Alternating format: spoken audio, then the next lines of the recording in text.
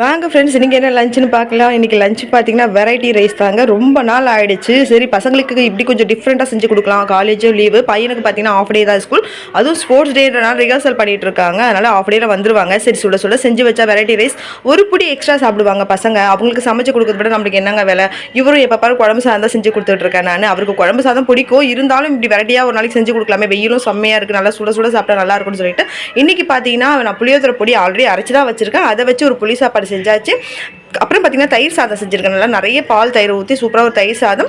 அப்புறம் பார்த்தீங்கன்னா தக்காளி சாதம் தான் செஞ்சுருக்கேன். தக்காளி வெங்காயம்லாம் சூப்பராக வதக்கி தண்ணியை ஊற்றாமல் எண்ணெயிலேயே மிக்ஸ் பண்ணி சூப்பராக ஒரு கிரேவி எடுத்து அதுலேயே தக்காளி சாதம் செஞ்சு வச்சுருக்கேன். கொஞ்சம் தக்காளி தொக்கம் எடுத்து வச்சிருக்கேன். மேபி நைட் சாப்பாடு பத்தலைனா கூட நம்ம தோசை ஊற்றி தக்காளி தொக்கம் யூஸ் பண்ணிக்கலாம் சொல்லிட்டு எடுத்து வச்சிருக்கேன். இன்றைக்கி ஒரு சூப்பர் லஞ்சு தாங்க. எங்கள் எல்லாருக்குமே பிடிச்ச மாதிரி ஃபேவரட்டான ஒரு எப்படி சொல்கிறது, வெரைட்டி ரைஸ் தான். வெரைட்டி ரைஸ்னால் யாரா பிடிக்கலான்னு சொல்லுவாங்களா?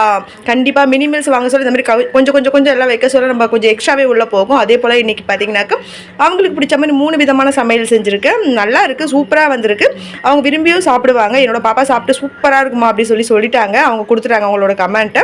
இப்போ நானும் பையனும் சாப்பிடணும். மதியமாக தம்பியை கூட்டிகிட்டு வந்துட்டே சாப்பிட்டுக்கலாம் அப்படின்னு சொல்லிட்டு லஞ்சு செஞ்சுட்டேன். ஆனால் சுட சுட தான் எடுத்து வச்சுருக்கேன். அரிசி பார்த்தீங்கன்னா சீரக சம்பா அரிசி தாங்க நான் செஞ்சேன்.